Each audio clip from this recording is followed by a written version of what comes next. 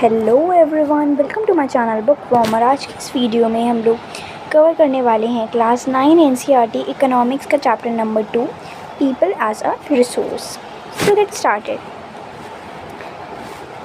The chapter people as a resource is an effort to explain population as an asset for the economy rather than a liability.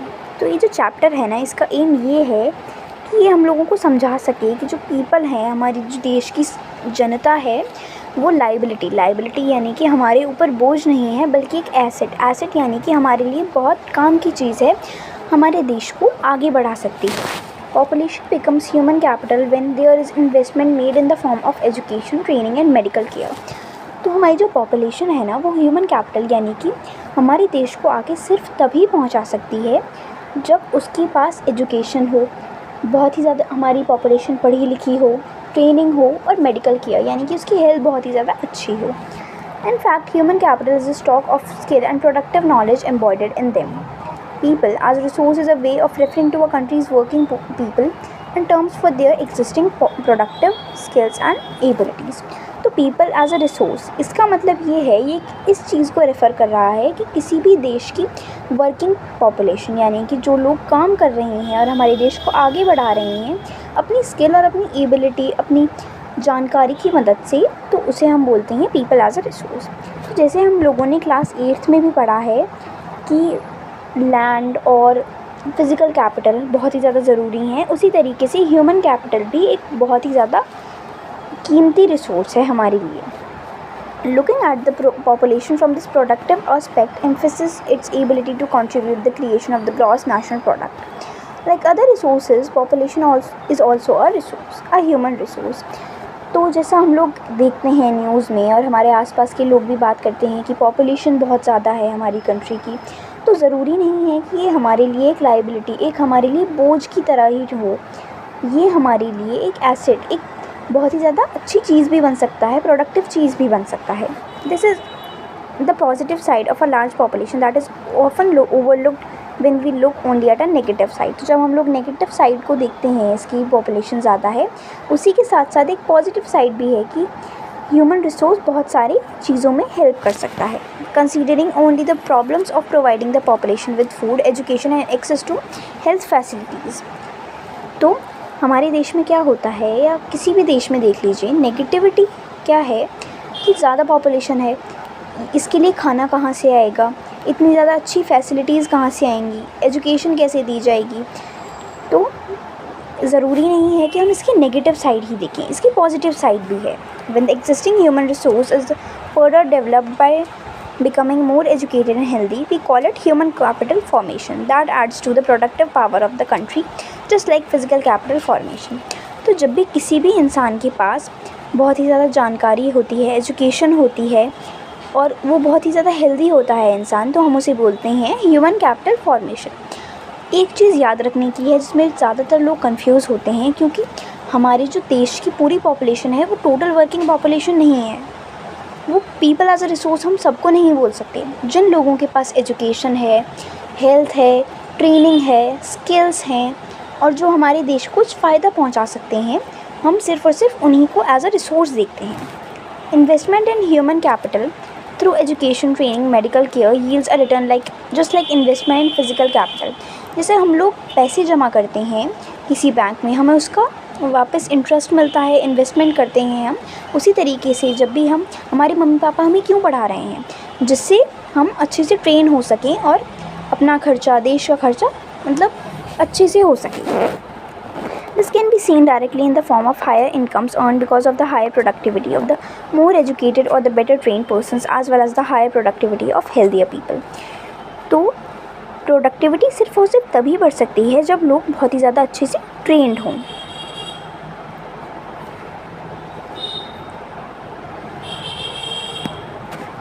Not only do more educated and the healthier people gain through higher income, society also gains in other indirect ways because the advantages of a more educated or healthier population spreads of those who themselves were not directly educated or given health care. In fact, human capital is in one way superior to the resources like land or physical capital. Human resource can make the use of land and capital. Land and capital cannot become useful on its own. 8th class का chapter number 1 जो था resources, उसमें हम लोगों ने देखा था कि हमारे कितने सारे रिसोर्सेज हैं, जैसे कि land, physical capital, machines, inputs, ये हमारे सभी रिसोर्सेज हैं। लेकिन ये रिसोर्सेज भी हम लोग तब तक यूज़ नहीं कर सकते जब तक ह्यूमन बीइंग इनका फ़ायदा ना उठाएं। अब जैसे कि कोई भी काम देख लीजिए, जैसे कि खेती करना है, लैंड का यूज़, वाटर का यूज़ और इन सब चीज़ों को यूज़ तब तक नहीं हो सकता जब तक ह्यूमन अपने आप इनका इस्तेमाल ना करे। अब ये अपने आप थोड़ी ना इस्तेमाल हो जाएंगी। For many decades in India a large population has been considered a liability rather than an asset. तो 1 डिकेड में होते हैं, हम लोगों ने देखा है पहले भी चैप्टर में 10 ईयर्स। तो हमारे पिछले कई सालों से हम लोग क्या देखते आ रहे हैं कि इंडिया में ज़्यादा पॉपुलेशन को एक लाइबिलिटी, एक बोझ की तरह माना जाता है, एक एसेट की तरह, एक अच्छी चीज़ की तरह नहीं माना जाता, क्योंकि इसकी भी बहुत पॉजिटिव साइड्स हैं। But a large population need not to be burden for the economy. It can be turned into a productive asset by investment in human capital. For example, by spending resources on education and health for all, training of industrial and agriculture workers, on the use of modern technology, useful scientific researches and so on. तो हमारी जो देश में जितने भी लोग हैं, जब हम उन्हें पढ़ाते हैं, उनकी हेल्थ अच्छी होती है, उन्हें स्किल देते हैं, तभी नई नई चीज़ों के नए नए लोग प्रोफेशन ज्वाइन करते हैं। जैसे कि कोई साइंटिस्ट बनता है, कोई डॉक्टर बनता है, कोई लॉयर बनता है। कैसे बनते हैं?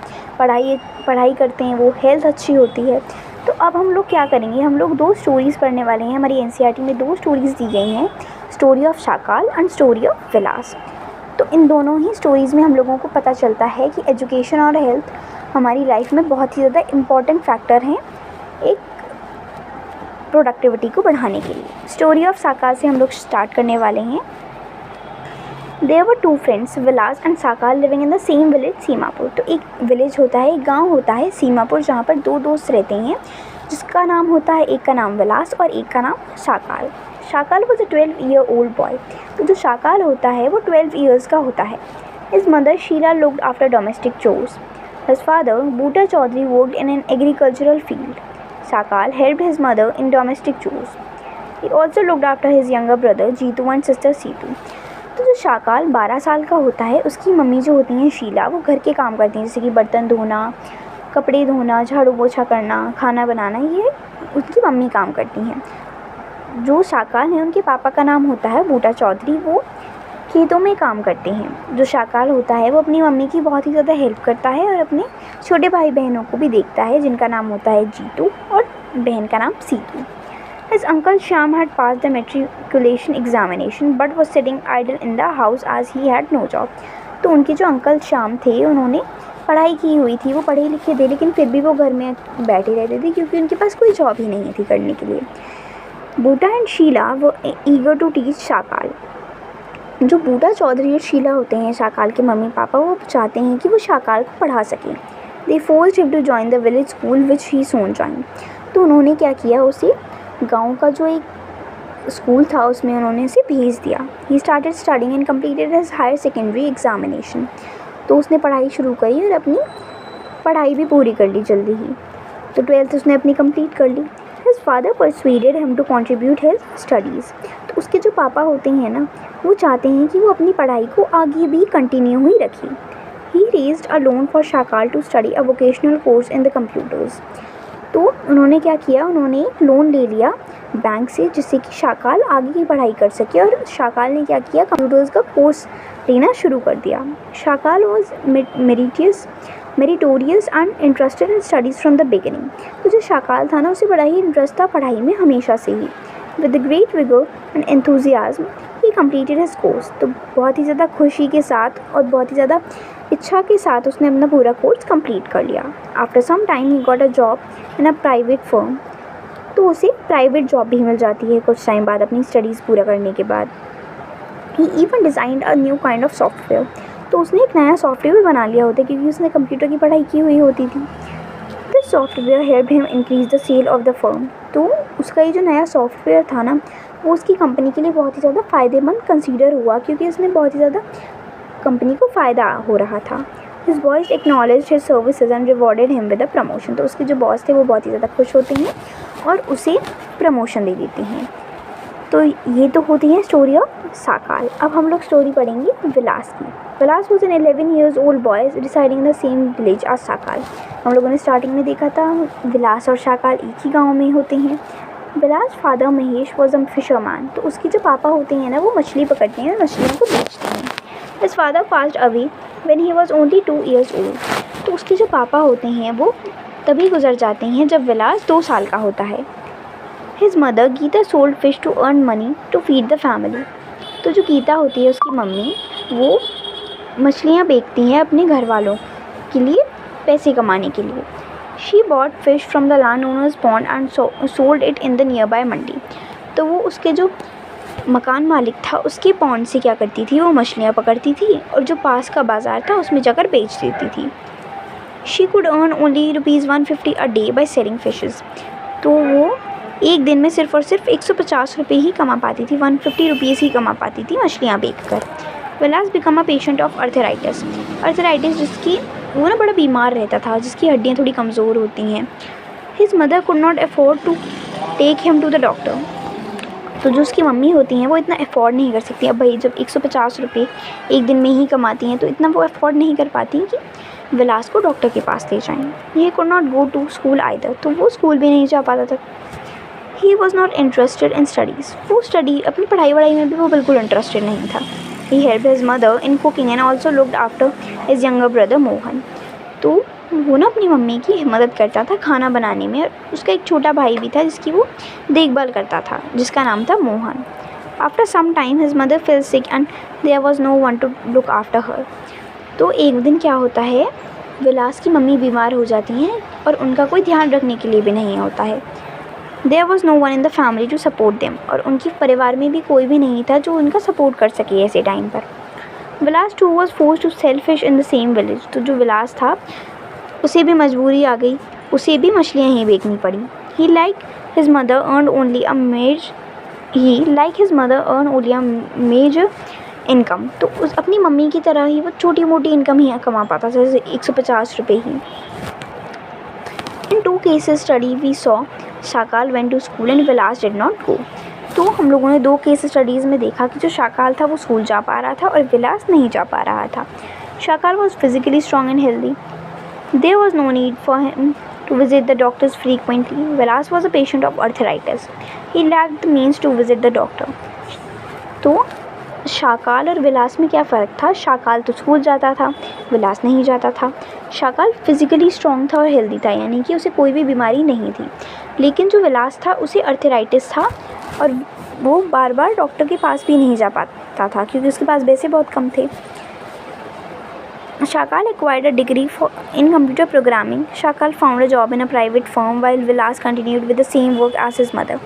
तो जो शाकाल था उसे डिग्री मिल जाती है कंप्यूटर प्रोग्रामिंग में और वो एक प्राइवेट कंपनी में जॉब भी करने लगता है। लेकिन वहीं विलास दूसरी तरफ वही काम करता है जो उसकी मम्मी करती थी। He earned a major income like his mother to support a family. तो वो छोटी मोटी ही इनकम कमा पाता था जितनी उसकी मम्मी कमाती थी अपना परिवार सपोर्ट करने के लिए। In the case of Sakal several years of education added to the quality of labour. This enhanced his total productivity adds to the growth of the economy. जो शाकाल का केस था उसमें बहुत सालों तक पढ़ाई करने के बाद उसे उस चीज़ का फल मिलता है और उसकी ना क्वालिटी बढ़ जाती है किसी भी काम को करने की और उसकी प्रोडक्टिविटी भी बढ़ जाती है।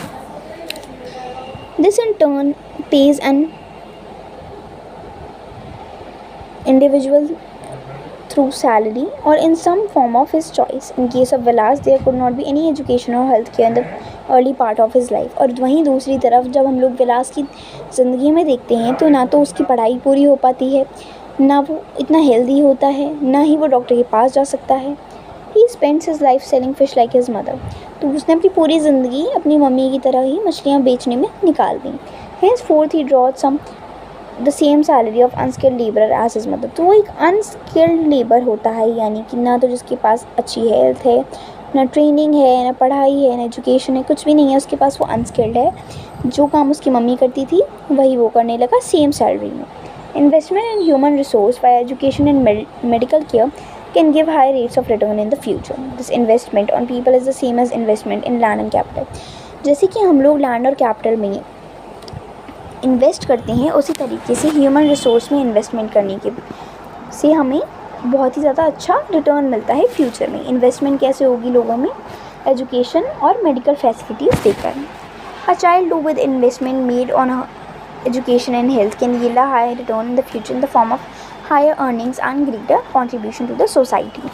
तो एक जो छोटा बच्चा होता है वो अपनी पढ़ाई में और अपनी हेल्थ में अच्छी इन्वेस्टमेंट करके अपने फ्यूचर में बहुत सारी कमाई कर सकता है और सोसाइटी में भी कंट्रीब्यूट कर सकता है। Educated parents are found to invest more heavily on the education of their child. तो जो एजुकेटेड पेरेंट्स होते हैं, जो पढ़े लिखे माँ बाप होते हैं, वो अपने बच्चों में ज़्यादा इन्वेस्टमेंट करते हैं। क्यों? क्योंकि उन्हें रियलाइज़ होता है, उन्हें पता होता है कि अपने बच्चे पे अगर वो ज़्यादा खर्चा करेंगे या उनकी हेल्थ अच्छी होगी, एजुकेटेड होंगे, तो उनका ही फ़ायदा होने वाला है।